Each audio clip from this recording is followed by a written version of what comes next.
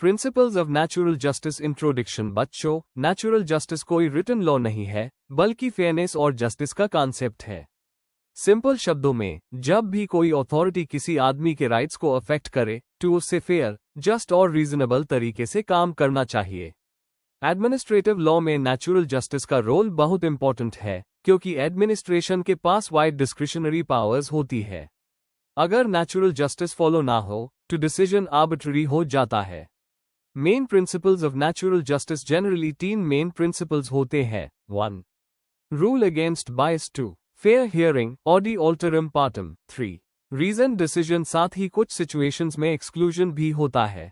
1. Rule against बायस। नीमो जुडेक्स इन काउजा सुआ। Meaning इसका simple मतलब है, कोई भी व्यक्ति अपने ही केस में जज नहीं बन सकता। डिसीजन लेने वाला अथॉरिटी न्यूट्रल और इम्पार्शियल होना चाहिए। अगर डिसीजन मेकर का पर्सनल इंटरेस्ट हो, तो डिसीजन अनफेयर हो जाता है। Types of bias. Teacher explanation. Personal bias जब डिसीजन मेकर और पार्टी के बीच पर्सनल रिलेशन हो।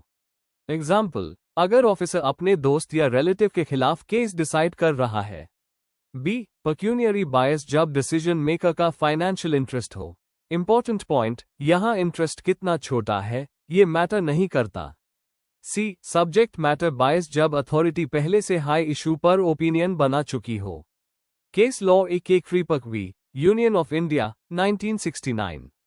सुप्रीम कोर्ट ने कहा, एडमिनिस्ट्रेटिव और क्वाजी जुडिशियल एक्शंस दोनों पर रूल अगेंस्ट बायस अप्लाई होता है।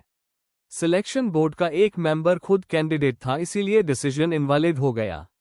2. Fair hearing audi alteram partem. Meaning Latin maxim का मतलब है, दूसरी पार्टी को भी सुना जाए। किसी भी पर्सन के अगेंस्ट डिसीजन लेने से पहले उसे सुनना जरूरी है।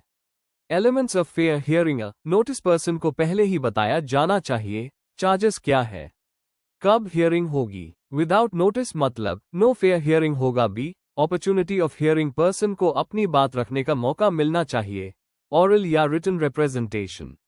एविडेंस प्रोड्यूस करने का chance. Right to cross examination where required. हर केस में जरूरी नहीं, पर जहां फैक्ट्स डिस्प्यूटेड हो, वहां इंपॉर्टेंट होता है। Case laws Rizvi Baldwin 1964। Court ने कहा, इवन एडमिनिस्ट्रेटिव एक्शंस में भी फेयर हियरिंग जरूरी है। Maneka Gandhi v. Union of India 1978। Supreme court ने बोला, procedure established by law fair, just और रीजनेबल होना चाहिए। 3. Reason decision speaking order. Meaning authority को अपने डिसीजन के रीजंस बताने होते हैं, सिर्फ डिसीजन देना काफी नहीं होता।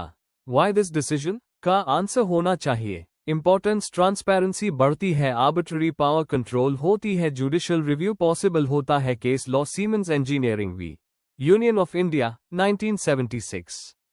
कोर्ट ने कहा, रीजन ऑर्डर देना नेचुरल जस्टिस का पार्ट है। 4. Exclusion of principles of natural justice. Meaning हर सिचुएशन में नेचुरल जस्टिस अप्लाई हो, ऐसा जरूरी नहीं है।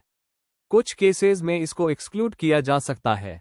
Situations of exclusion. Statutory exclusion जब लॉ खुद क्लियरली बोले कि हियरिंग नहीं होगी। बी. इमरजेंसी सिचुएशन जब नेशनल सिक्योरिटी या पब्लिक इंटरेस्ट इन्वॉल्व हो। Example, preventive detention laws. C. Confidential matters जहां हियरिंग देना पब्लिक इंटरेस्ट के अगेंस्ट हो। Case law union of India v. Tulsiram Patel 1985। Court ने कहा, इमरजेंसी और नेशनल सिक्योरिटी के केसेस में नेचुरल जस्टिस एक्सक्लूड की जा सकती है। कंक्लूजन तो बच्चों, याद रखो, नेचुरल जस्टिस इक्वल्स फेयरनेस, जो रीजनेबलनेस एडमिनिस्ट्रेटिव लॉ का बैकबोन है। कोर्ट स्ट्रांगली प्रोटेक्ट करते हैं इस प्रिंसिपल को।